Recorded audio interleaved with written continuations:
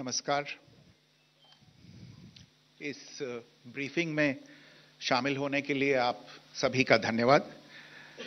जैसा कि आप सभी जानते हैं, 22 अप्रैल 2025 को लश्कर-ए-तैयबा से संबंधित पाकिस्तानी और पाकिस्तान प्रशिक्षित आतंकवादियों ने भारत में जम्मू और कश्मीर के पहलगाम में भारतीय पर्यटकों पर बर्बरतापूर्ण हमला किया।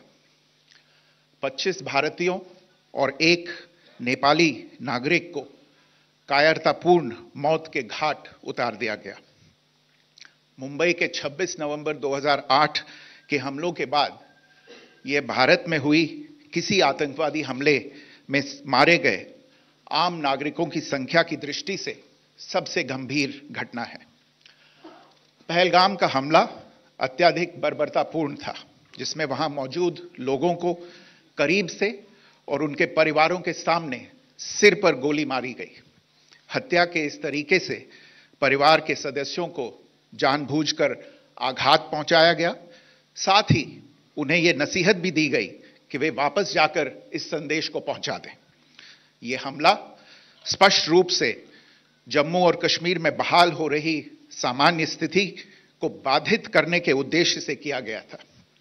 चूंकि पर्यटन फिर से अर्थव्यवस्था का मुख्य आधार बन रहा था, इस हमले का मुख्य उद्देश्य इसे प्रतिकूल रूप से प्रभावित करना था। पिछले वर्ष आप सभी जानते हैं, 2.25 करोड़ से अधिक पर्यटक कश्मीर आए थे।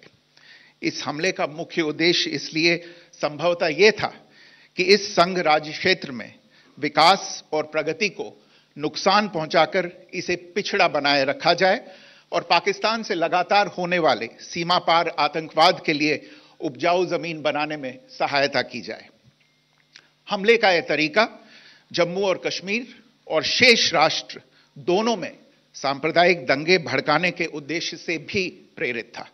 इसका श्रेय सरकार और भारत के सभी नागरिकों को दिया जाना चाहिए कि इन प्रयासों को विफल कर दिया गया। एक समूह ने खुद को रेजिस्टेंस फ्रंट TRF कहते हुए इस हमले की जिम्मेदारी ली है। यह समूह संयुक्त राष्ट्र द्वारा प्रतिबंधित पाकिस्तानी आतंकवादी समूह लश्कर-ए-तैयबा से जुड़ा हुआ है। यह उल्लेखनीय है कि भारत ने मई और नवंबर 2024 में संयुक्त राष्ट्र की 1267 कमेटी की सैंक्शंस मॉनिटरिंग टीम को अर्धवार्षिक रिपोर्ट प्रस्तुत की थी, जिसमें TRF के बारे में साफ इनपुट दिए गए थे। इससे पाकिस्तान स्थित आतंकवादी समूहों के लिए कवर के रूप में TRF की भूमिका सामने आई थी। इससे पहले भी दिसंबर 2023 में भारत ने इस टीम को लश्कर-ए-तैयबा और जैश-ए-मोहम्मद के बारे में सूचित किया था, जो TRF जैसे छोटे आतंकवादी समूहों के माध्यम से अपनी गतिविधियों को संचालित कर रहे हैं। इस संबंध में 25 अप्रैल को UN सिक्योरिटी काउंसिल प्रेस वक्तव्य में TRF के संदर्भ को हटाने के लिए पाकिस्तान के दबाव पर भी ध्यान दिया जाना चाहिए। पहलगाम आतंकवादी हमले की जांच से पाकिस्तान के साथ आतंकवादियों के संपर्क उजागर हुए हैं। रेजिस्टेंस फ्रंट द्वारा किए गए दावे और लश्कर-ए-तैयबा से ज्ञात सोशल मीडिया हैंडल द्वारा इसको रीपोस्ट किया जाना इसकी पुष्टि करता है। चश्मदीद गवाहों और विभिन्न जांच एजेंसियों को उपलब्ध अन्य सूचनाओं के आधार पर हमलावरों की पहचान भी हुई है। हमारी इंटेलिजेंस ने इस टीम के योजनाकारों और उनके समर्थकों की जानकारी जुटाई है। इस हमले की रूपरेखा भारत में सीमा पार आतंकवाद को अंजाम देने के पाकिस्तान के लंबे ट्रैक रिकॉर्ड से भी जुड़ी हुई है, जिसके लिखित और स्पष्ट दस्तावेज उपलब्ध हैं। पाकिस्तान दुनिया भर में आतंकवादियों के लिए एक शरण स्थल के रूप में पहचान बना चुका है। यहां अंतर्राष्ट्रीय स्तर पर प्रतिबंधित आतंकवादी सजा पाने से बचे रहते हैं। इसके अलावा पाकिस्तान ने इस मुद्दे पर विश्व और फाइनेंशियल एक्शन टास्क फोर्स जैसे अंतर्राष्ट्रीय मंचों को जानबूझकर गुमराह करने के लिए भी जाना जाता है। साजिद मीर का मामला, जिसमें इस आतंकवादी को पाकिस्तान ने मृत घोषित कर दिया था और फिर अंतर्राष्ट्रीय दबाव के परिणाम स्वरूप वो जीवित पाया गया, इसका सबसे स्पष्ट उदाहरण है। यह स्वाभाविक है कि पहलगाम में हुए इस हमले से जम्मू और कश्मीर के साथ साथ भारत के अन्य भागों में भी आक्रोश देखा गया। हमलों के बाद भारत सरकार ने स्वाभाविक रूप से पाकिस्तान के साथ संबंधों को लेकर कुछ कदम उठाए। आप सभी उन निर्णयों से अवगत हैं जिसकी घोषणा 23 अप्रैल को की गई थी। तथापि यह आवश्यक समझा गया कि 22 अप्रैल के हमले के अपराधियों और उनके योजनाकारों को न्याय के कटघरे में लाया जाए।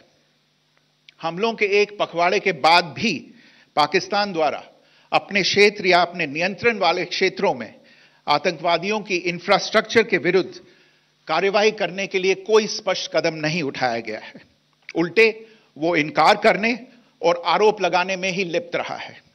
पाकिस्तान आधारित आतंकवादी मॉड्यूल्स पर हमारी खुफिया निगरानी ने संकेत दिया है कि भारत के विरुद्ध आगे भी हमले हो सकते हैं।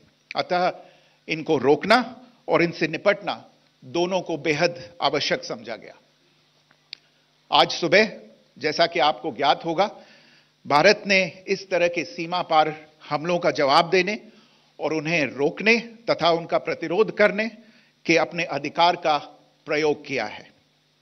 यह कार्यवाही नपीतुली, नॉन एस्केलेटरी, आनुपातिक और जिम्मेदारीपूर्ण है।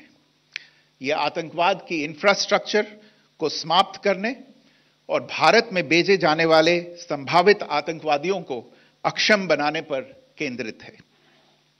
आपको यह भी स्मरण होगा कि 25 अप्रैल 2025 को संयुक्त राष्ट्र सुरक्षा परिषद ने पहलगाम आतंकवादी हमले पर एक प्रेस वक्तव्य जारी किया था, जिसमें आतंकवाद के इस निंदनीय कार्य के अपराधियों, आयोजकों, फाइनेंसरों और प्रायोजकों को जवाबदेह ठहराने और उन्हें न्याय के दायरे में लाने की आवश्यकता पर जोर दिया गया था।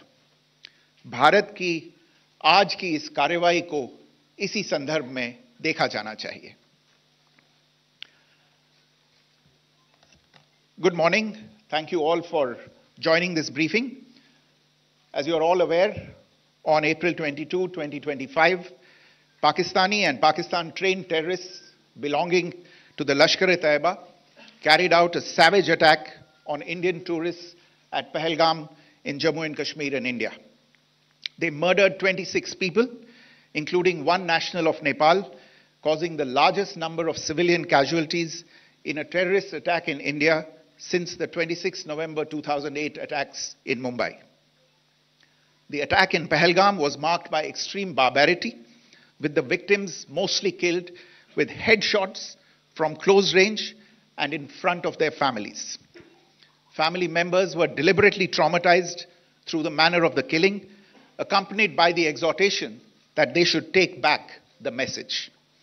The attack was clearly driven by the objective of undermining the normalcy returning to Jammu and Kashmir. In particular, it was designed to impact the mainstay of the economy, tourism, with a record 23 million tourists visiting the valley last year. The calculation, presumably, was that harming growth and development in the Union Territory would help keep it backward and create fertile ground for continued cross-border terrorism from Pakistan. The manner of the attack was also driven by an objective of provoking communal discord, both in Jammu and Kashmir and the rest of the nation. It is to the credit of the government and the people of India that these designs were foiled.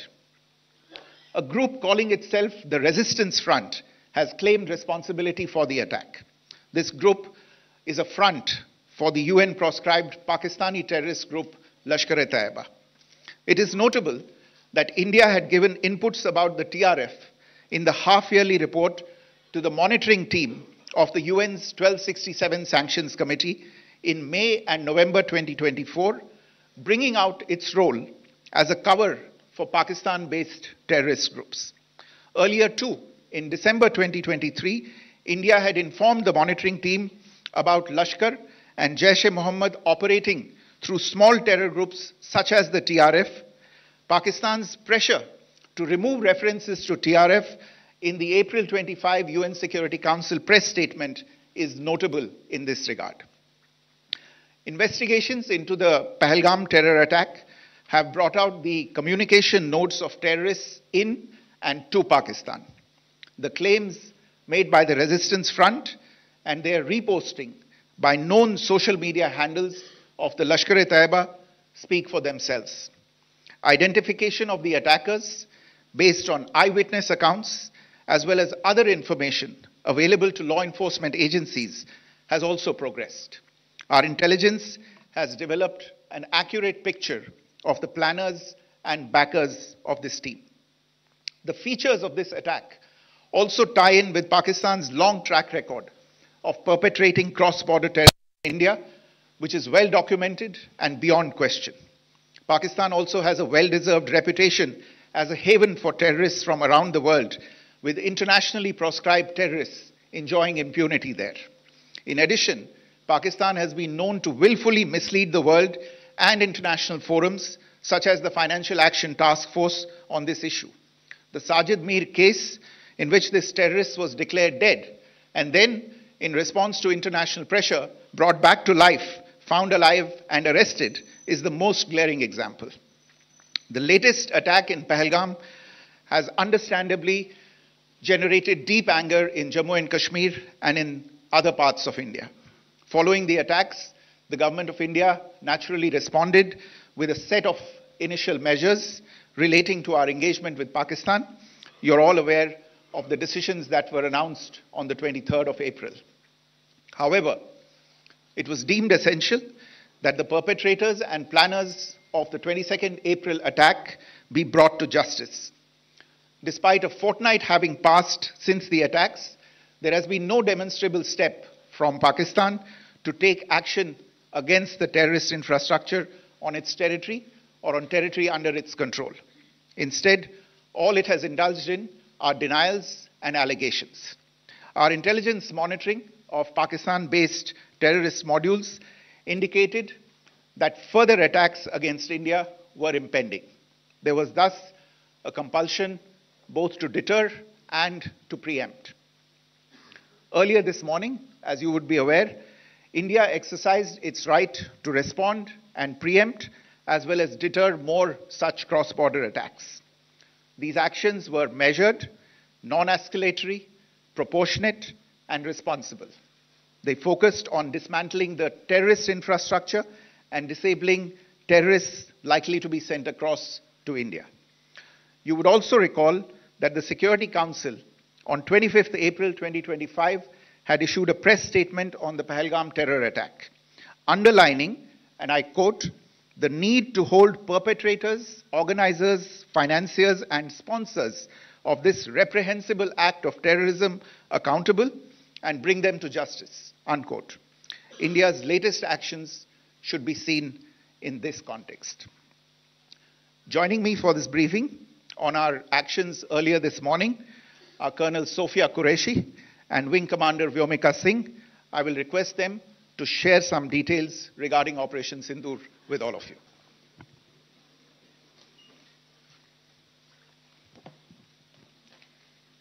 सुप्रभात देवियों और सज्जनों, मैं colonel Sophia Qureshi और मेरे साथ wing commander Vyomika Singh आज आपको 6 से 7 मई 2025 की रात 1:05 से 1:30 बजे के बीच भारतीय सशस्त्र बलों द्वारा अंजाम दिए गए ऑपरेशन सिंदूर के बारे में जानकारी देंगे। ऑपरेशन सिंदूर 22 अप्रैल को पहलगाम में हुए विभत्स आतंकवादी हमले के शिकार मासूम नागरिकों व उनके परिवारों को न्याय देने के लिए लॉन्च किया गया था। इस कार्रवाई में 9 टेररिस्ट कैंप्स को टारगेट किया गया और पूरी तरह से इसे बर्बाद किया गया। पाकिस्तान में पिछले 3 दशकों से टेरर इंफ्रास्ट्रक्चर का निर्माण हो रहा है। इसमें recruitment, indoctrination centres, training areas व लॉन्च पैड शामिल थे, जो पाकिस्तान और पाक अधिकृत जम्मू कश्मीर POJK दोनों में फैले हैं। Operation Sindoor was launched by Indian Armed Forces to deliver justice to the victims of Pahalgam terror attack and their families. 9 terrorist camps were targeted and successfully destroyed. Over the last 3 decades, Pakistan has systematically built terror infrastructure. It is a complex web of recruitment and indoctrination centers, training areas for initial and refresher courses, and launch pads for handlers. These camps are located both in Pakistan as well as Pakistan-occupied Jammu and Kashmir areas. Some of the well-known training camps are located, as you can see on the screen. They are distributed from Savai Nala in the north, counting to approximately 21, ending at Bhagalpur to the south. इन लक्ष्यों का चयन विश्वसनीय intelligence सूचनाओं के आधार पर हुआ ताकि आतंक गतिविधियों की रीढ़ तोड़ी जा सके और यह खास ध्यान दिया गया कि निर्दोष नागरिकों और सिविलियन इंस्टॉलेशन को नुकसान न पहुंचे. The selection of these targets for Operation Sindoor was based on credible intelligence inputs and role of these facilities in perpetrating the terror activities. The locations were so selected to avoid damage to civilian infrastructures and loss of any civilian lives. This was done with due diligence, and the camps selected for targeting and their engagement will now be shown to you one by one. POJK के target मैं आपको बताना चाहूंगी. सबसे पहले सवाई नाला camp Muzaffarabad, जो कि POJK के लाइन ऑफ कंट्रोल से 30 किलोमीटर दूर है. यह एक लश्कर तौयबा का ट्रेनिंग सेंटर था. 20 अक्टूबर 2024 सोनमर्ग, 24 अक्टूबर 24 गुलमर्ग, 22 अप्रैल 2025 पहलगाम.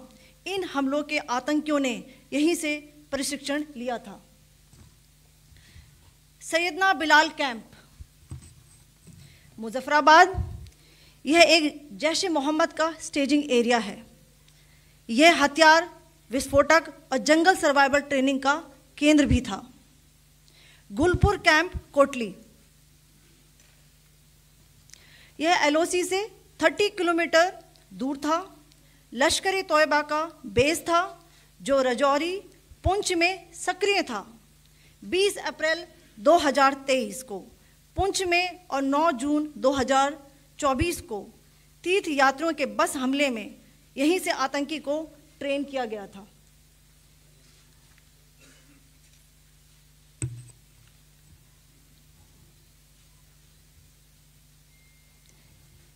बरनाला कैंप बिंबर, यह LOC से 9 किलोमीटर दूर है. यहाँ पर हथियार, हैंडलिंग, IED व जंगल सर्वाइवल का प्रशिक्षण केंद्र था. अब्बास कैंप कोटली,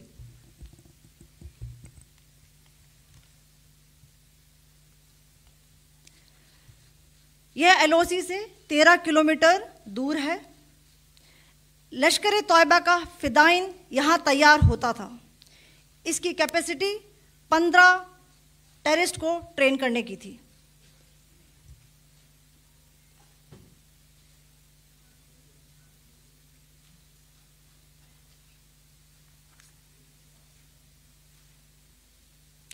अब मैं पाकिस्तान के अंदर के टारगेट से अवगत कराना चाहूंगी. पहला, सर्जल कैंप सियालकोट. यह अंतर्राष्ट्रीय सीमा से 6 किलोमीटर की दूरी पर है, सांबा कठवा के सामने.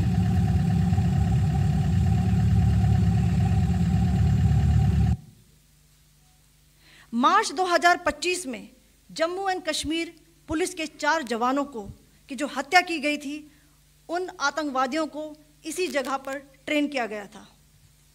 दूसरा, महमूना जाया कैंप सियालकोट. यह 18 से 12 किलोमीटर IB से दूर था. हिजबुल मुजाहिदीन का बहुत बड़ा कैंप था. यह कठुआ जम्मू क्षेत्र में आतंक फैलाने का नियंत्रण केंद्र था. पठानकोट एयरफोर्स बेस पर किया गया हमला भी इसी कैंप से प्लान और डायरेक्ट किया गया था. मरकज ताइबा मुरीद के, यह आईबी से 18 से 25 किलोमीटर दूरी पर है। 2008 के मुंबई हमले के आतंकी भी यहीं से प्रशिक्षित हुए थे। अजमल कसब व डेविड हेडली भी यहां ट्रेन हुए थे।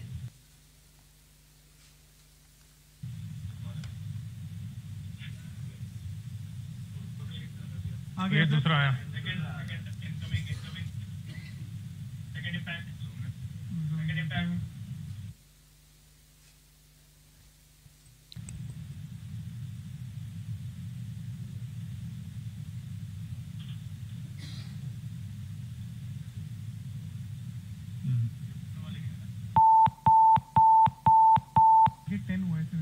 टारगेट 10 हुआ, एंक्लोजर सेम ही है। 7 it is hit the target. हाँ हाँ।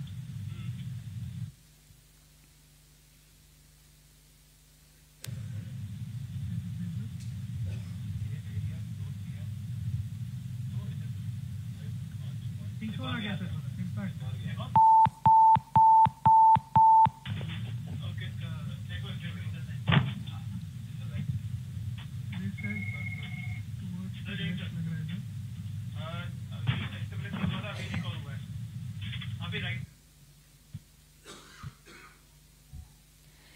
मरकज सुभान अल्लाह भावलपुर ये इंटरनेशनल बाउंड्री से 100 किलोमीटर दूर है। जैश ए मोहम्मद का मुख्यालय था। यहाँ पर रिक्रूटमेंट, ट्रेनिंग व इंडॉक्ट्रिनेशन का केंद्र भी था। शीर्ष आतंकी अक्सर यहाँ आते थे। मैं आप सबको बताना चाहती हूँ कि किसी भी सैन्य ठिकाने का निशाना नहीं बनाया गया और अभी तक किसी तरह की नागरिक क्षति की रिपोर्ट नहीं है। धन्यवाद। जय Hind. The strike on the terror camps were undertaken through precision capability, as shown to you. A niche technology weapons with careful selection of warheads was ensured so that there will be no collateral damage. The point of impact in each of the target was a specific building or a group of buildings. All the targets were neutralized with clinical efficiency, and the results reiterate the professionalism of the Indian Armed Forces in the planning and execution of their operations. No military establishments were targeted. India has demonstrated considerable restraint in its response. However, it must be said that the Indian Armed Forces are fully prepared to respond to Pakistani misadventures, if any, that will escalate the situation. Jai Hind, and thank you very much. Ladies and gentlemen, friends in the media, I ask your indulgence today in view of the fact that this is still an evolving situation. We will therefore not be able to take questions and answers today, but we will come back for more updates and more briefings shortly. Thank you all very much for joining us this morning. Thank you. Jai Hind.